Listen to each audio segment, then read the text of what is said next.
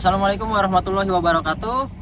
Kita dari kelompok 7 sekarang sedang berada di lokasi NPCT 1 daerah Tanjung Priok, Pelabuhan. Kita sedang melakukan pembunuhan tugas proyek kewarganegaraan dengan dosen pengampu Ibu Apriani. Perkenalkan, pertama, nama saya Muhammad Farid Sabani dengan NIM 0322111018. Nama saya Gichika Madevi dengan NIM 0322111023. Nama saya Muhammad Farid Ferdiansyah dengan NIM 0322111004. Saya Aswin Hasjam dengan NIM 0322111022. Dan saya Ramadhanu 03220001. Di sini saya dikasih kepercayaan kadang handle untuk safety induction, dan ada beberapa rekan saya yang mungkin handle yang lain.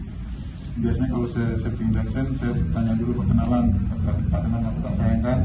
Di sini saya pribadi, nama saya Robinsar Yuliando Manurung, saya orang Batak tapi saya tinggal di Jawa Tengah.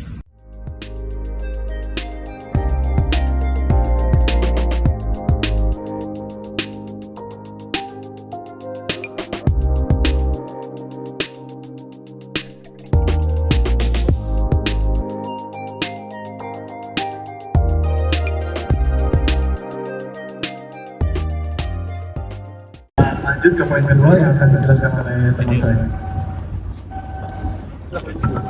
Kamu udah pada tahu nih. Jadi kita habis berhenti berpikir, kita nilai bahayanya Pak. Bahayanya apa? Kita kerja di mana nih? Kerja di alat. Bahaya sama resiko beda. Bahayanya berarti bahayanya alat. Ada di mana? Di blok, berarti bahayanya PM, time over, mobil. Bahayanya super truk, bahayanya tracking luar. Itu bahayanya. Resikonya nanti siapa berarti boy?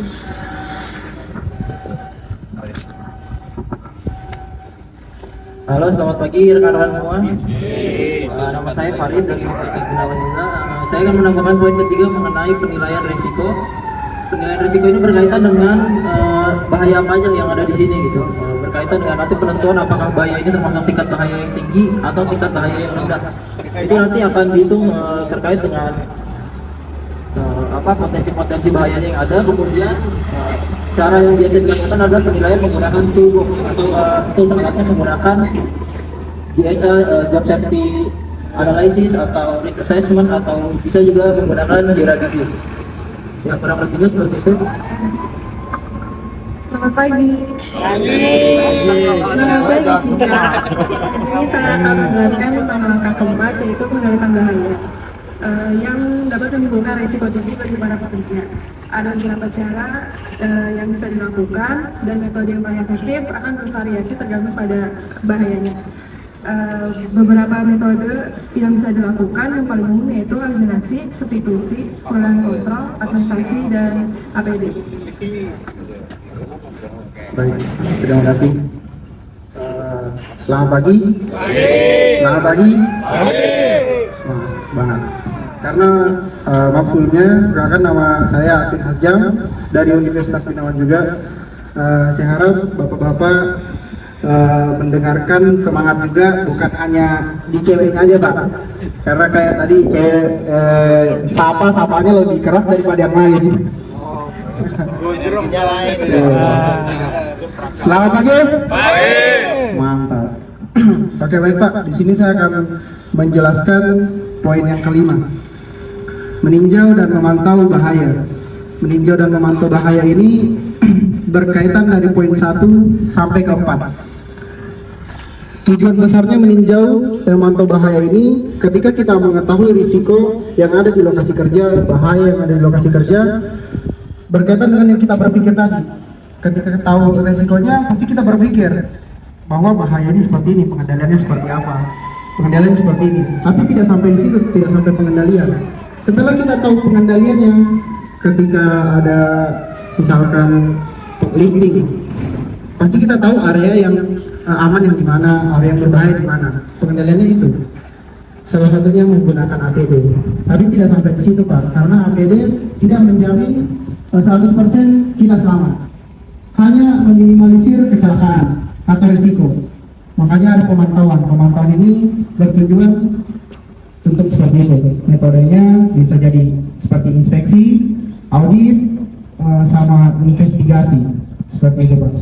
makanya berkelanjutan terus. Bapak di lapangan menggunakan APD sudah wajib, mengikuti SOP sudah wajib, mengikuti semua aturan-aturan itu wajib. Tapi untuk memantau lebih lanjutnya bahwa APD Bapak sesuai dengan pekerjaan Bapak, makanya ada pemantauan ini seperti itu. Mungkin cukup dari saya, Pak. Halo, kita sekarang ada di ruang equipment. Bocor chemical di sini ada kebakaran apa aja. Iya nih kelas A. Biasanya kita pakai buat kasus-kasus yang kayak misalnya korosifnya ada toksiknya atau enggak awas kalau enggak radioaktif, tapi kan kita radioaktif nggak boleh. Jadi paling kita gunain juga. Makanya selalu kita lihat ya. Ini nggak kepake semua, Pak? Yang ini? Ini backup. Habis kita pengadaan refill baru. Jadi bulanan, Pak? Tahunan. Harusnya sih 2 tahun, tapi kadang-kadang perusahaan tuh setahun sekali karena berhubungan sama budget. Jadi budgetnya biar nggak berubah-ubah setiap tahunnya.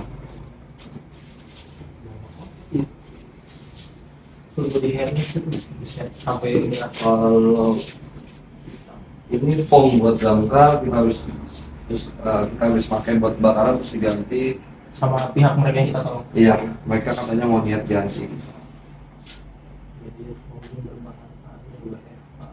Ada buat bahan foam kita, secara skin juga.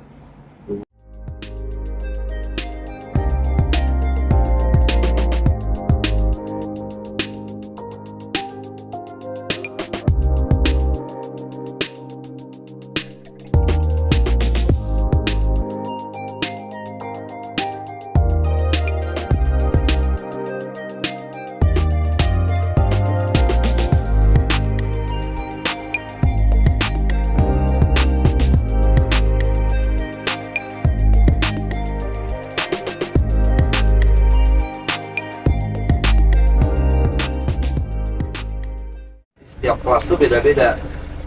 Jadi udah misalnya di sini ada kelas 3, di sini ada kelas 1, ada kelas 5, ada yang nggak boleh jaraknya terlalu mepet. Jadi udah segregasinya udah ada. Jadi misalnya ada kebocoran, Nggak nyamber ke yang lain. nggak nyamber atau tidak menimbulkan reaksi kimia tadi seperti segitiga api itu. Terus kita punya jadi satu dam di bawah itu ada kotak kecil. Jadi kalau dia bocor dia nampung di situ. Bisa 2 kontainer bocor bisa nampung di situ. Kayak magnet gitu. Enggak, jadi sistem karet ya. Oh, Drainase. Jadi makanya dibuatlah kolam, apa ya kalau kita bilang kolam biji. Tapi itu untuk misal liquid itu kan mereka bisa tampung ke bawah kan. Betul. Tapi kalau untuk ini ada selain liquid apa, Pak? Ada yang gas. Nah, kalau gas itu Nggak bisa kan ya kan tergantung sifatnya memuai kan. memuai. Dia walaupun kita masuk ke dalam parit, kalau ada selar satu kecil Iya. dia pasti keluar. Biasanya kalau yang di sini isoteng itu kan bisa berbentuk ada liquid, ada gas di situ. Kalau gas nggak apa-apa kita taruh di sini paling dia muat. Itu nggak bisa dihindari bocoran. Paling kan liquid kita environment-nya aja seperti itu. Karena kan di bawahnya juga laut. Kalau yang gitu Pak, itu yang buat tadi ya ikan fresh itu Itu kalau ditaruh di situ biasanya kosong. kosong. Karena kita ada record di sana. Oh,